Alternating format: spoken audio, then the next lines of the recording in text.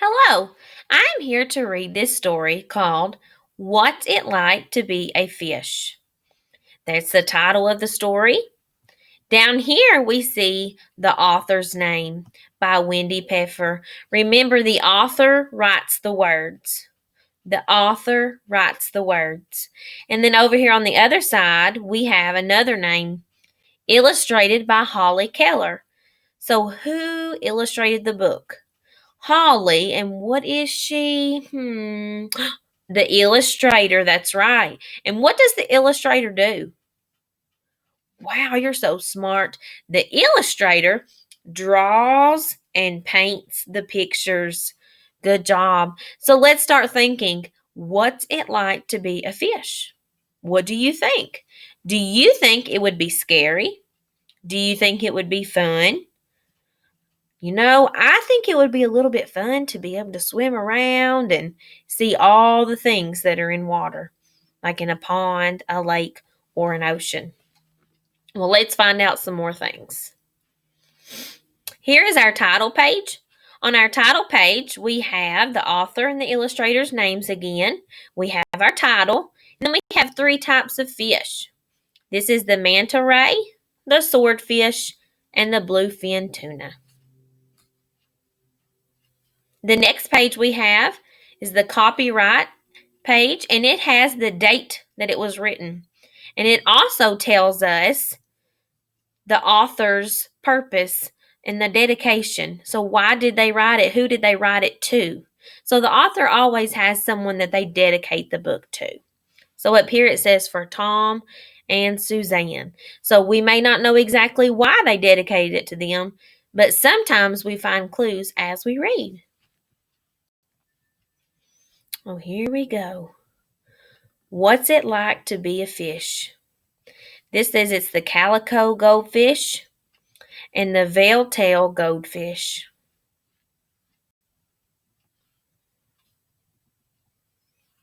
Fish live in water, in lakes, ponds. I'm going to move this a little bit out of the way. There's a lake whitefish, common shiners, smallmouth buffalo, coho salmon, grass pickerel, and lake whitefish. Lots of different kinds of fish. Aquariums, so they also live in aquariums. The common goldfish, there's a variety of those. The bleeding heart tetra, the angelfish, the hatchetfish, and the fantail goldfish. And even plastic bags. So those are all the places that a fish can live. How many of you all have ever been to the store and brought home a fish in a bag? I bet that's a fun day when you get to do that, and it's exciting. Your pet goldfish can live in a bowl. You can watch the golden fish slip over and under the castle, hide among the water plants, and glide quietly around in their underwater world. So here is the common goldfish. Here's another common goldfish. This is the calico goldfish. And then take a look over here in the tank.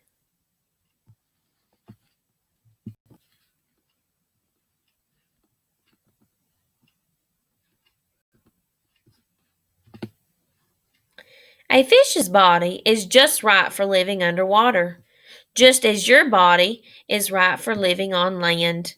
You can swim, but a fish can swim better. A fish's sleek body is the perfect shape for swimming.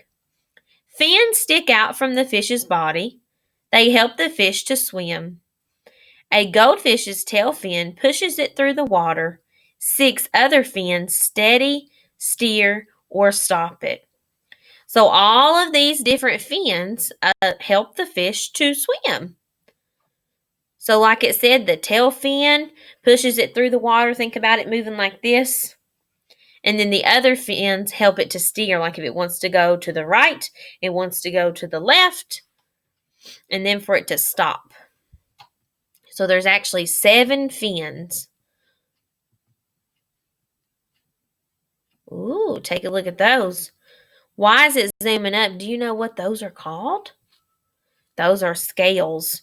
Well, let's find out some more about why the fish has scales. Most fish have skin that is covered with scales. Scales help fish to swim too. The scales are hard and clear. They overlap like shingles on a roof. The smooth, slick scales let fish slide easily through the water. A clear slime covers the scales. It helps fish glide through the water too. Scales and slime also help to keep a fish healthy. The stiff scales protect a fish's delicate skin from cuts and scrapes.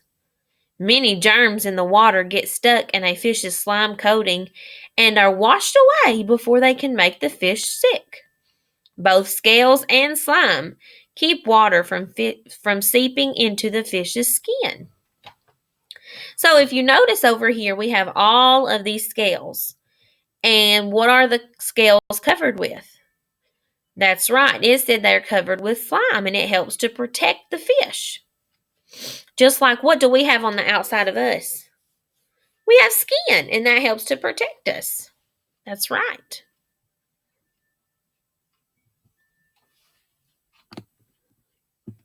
When fish swim, they swing their tail fins back and forth and wave their other fins. They look as though they're flying through the water. So notice that tail fin. It moves like this, up and down, up and down. It's like it's waving or swinging, and then the other ones are kind of waving. So it's kind of different. The fins do a little bit different things, but if you've ever noticed a fish, they definitely flop that tail fin a lot, don't they? Definitely. Take a look at your picture. At school, we have that fish pond as we go down to the gym. We'll have to make sure we take a look at it. If you watch your goldfish, you'll see that they open and close their mouths all day and all night. They look as if they're drinking water, but they're not. Does anyone know what they're doing when they open and close their mouth? They're breathing. They're breathing. That's how they breathe, to open and close their mouth. Now let's see how we breathe. You breathe all day and all night too, but you can't breathe underwater the way fish do. Fish breathe with their gills. You breathe with your lungs. You breathe in. Air goes to lungs inside your body. Your body takes the oxygen that you need from the air. Then you breathe out the parts of the air that you don't need. So let's look at our little picture that explains it. So we breathe in oxygen. We breathe it in. These are our lungs. And when we breathe out, it's called exhale. And we breathe out carbon dioxide. So we inhale the oxygen and we exhale the carbon dioxide. So the carbon dioxide is what we don't need.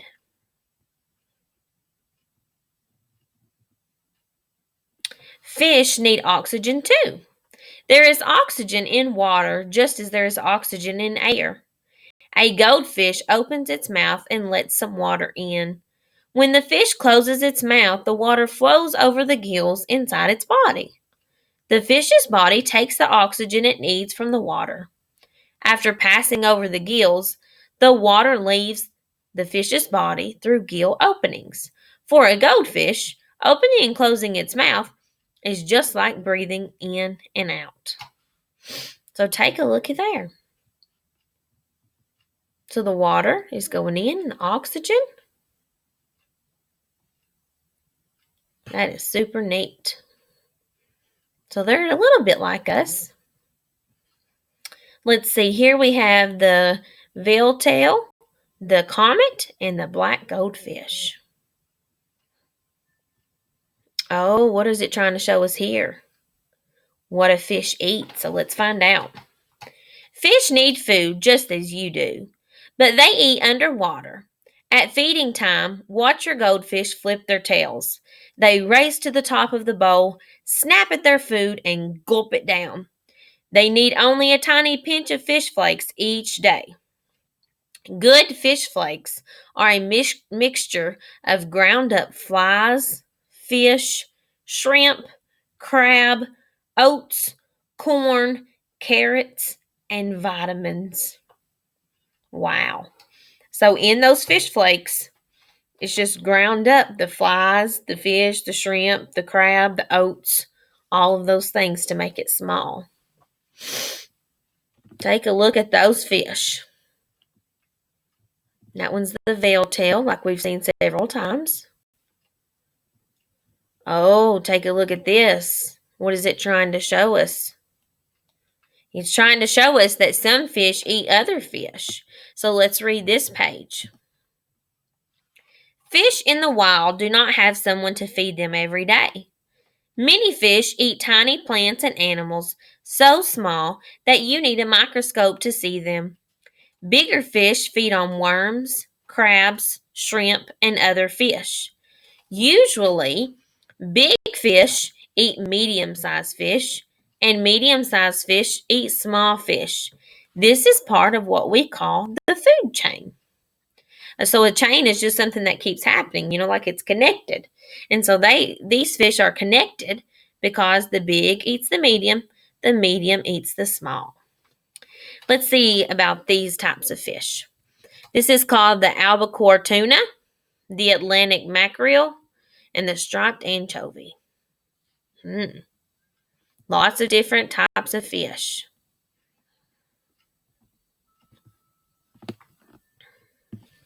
Fish are cold-blooded. This means that their body temperature matches the temperature of the water around them. Be sure to place your goldfish bowl in a spot where the temperature will stay a steady 65 to 72 degrees Fahrenheit. So let's warm to us.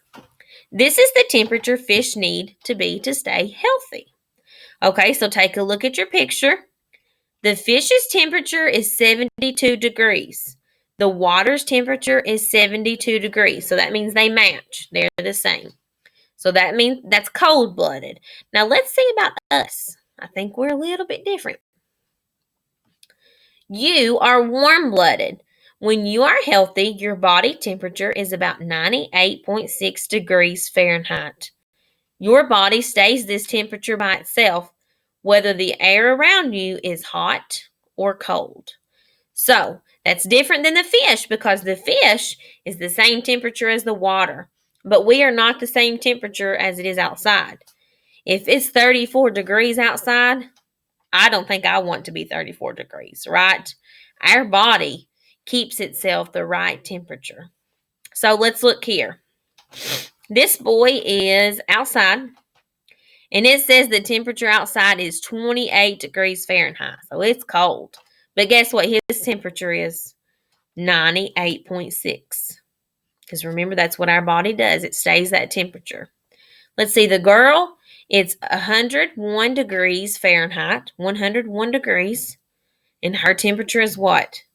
98 degrees. That's right. It stays the same. Our body keeps its temperature the same.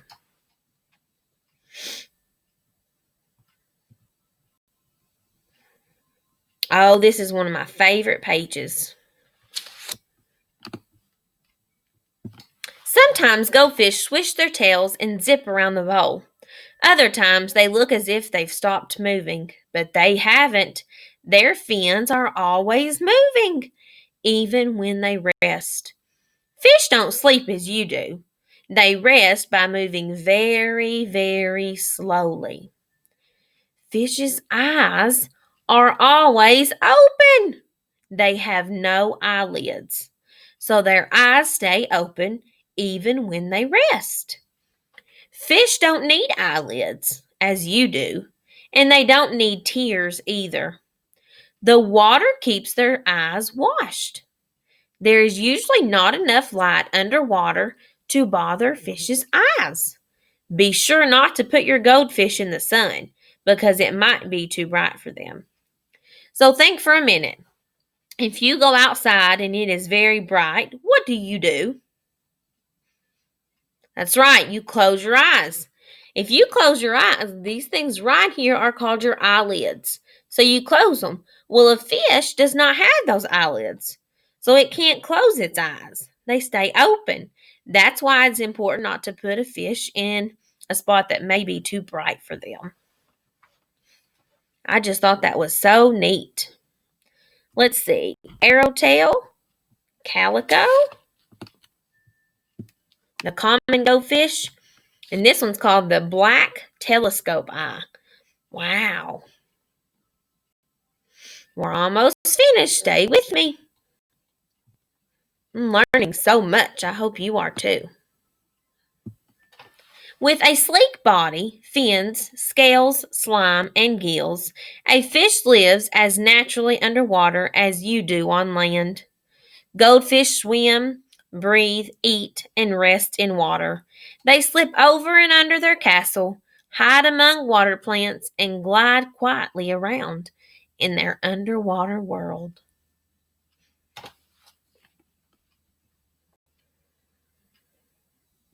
Now, this is super neat. This story is also called an informational book, okay, because it gives us information and we can learn from it. And we also call that nonfiction because it is true. So, the end of this book, it says setting up a goldfish bowl. So, that's really neat. It tells you exactly what to do to set up a goldfish bowl. It has your directions and then how you need to how to put your goldfish in safely. And here's the back of our book. We see our barcode. It says, "Could you live underwater?" So it was giving us a little bit of a hint about what this book was going to be about. So I hope you enjoyed that story. I loved learning about a fish and its life, what it eats, how it breathes, and how it sleeps and rests. I hope you enjoyed too. Thank you so much.